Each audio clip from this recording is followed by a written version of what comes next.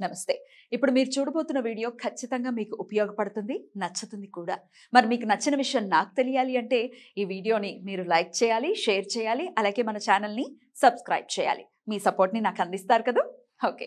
ఇప్పుడు వీడియోని స్టార్ట్ చేద్దాం. నమస్కారం, శుభోదయం కార్యక్రమానికి స్వాగతం. ఈరోజు 18వ తారీఖు జనవరి నెల 2024వ సంవత్సరం గురువారం, శ్రీ శోభకృత్నామ సంవత్సరం ఉత్తరాయణం హేమంత ఋతువు. ఈరోజు పుష్యమాస శుక్లపక్ష అష్టమి తిథి రాత్రి 8:44 వరకు, తదుపరి నవమి తిథి.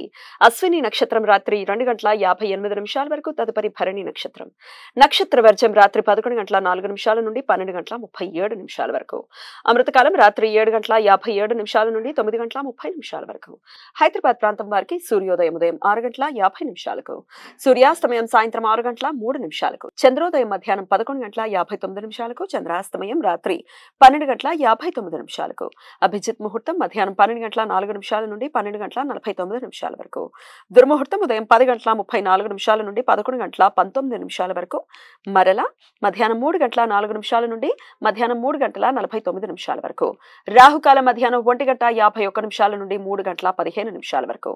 గుళిక కాలం ఉదయం 9:38 నుండి 11:02 వరకు. యమగండ కాలం ఉదయం 6:50 నుండి 8:14 వరకు. ఈ రోజు మాస దుర్గాష్టమి. సంవత్సరంలో వచ్చే అన్ని శుక్లపక్ష అష్టమి తిథులలో దుర్గాదేవి భక్తులు రోజంతా ఉపవాసం ఉండి దుర్గాదేవిని అత్యంత భక్తితో పూజిస్తారు.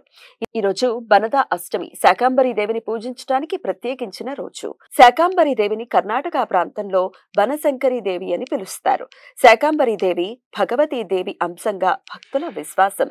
పండ్లు, కూరగాయలు, ఆకుకూరలకు అధిదేవతగా, కూరలు పండ్లతో అలంకరించిన రూపంగా శాకాంబరి దేవి రూప వర్ణన. పుష్యమాస పూర్ణిమ శాకాంబరి దేవి జయంతిగా పురాణ నిర్ణయం కాబట్టి పుష్య పూర్ణిమను శాకాంబరి పూర్ణిమ అని పిలుస్తారు. ఈ రోజు నుండి శాకాంబరి దేవి నవరాత్రులు ప్రారంభమయ్యి పూర్ణిమ రోజు ముగుస్తాయి. గురువారం అశ్విని నక్షత్ర కలయిక ఉండటంతో సర్వార్థ సిద్ధి యోగం ఈ రోజు సూర్యోదయం నుండి రాత్రి 2:58 వరకు ఉంటుంది.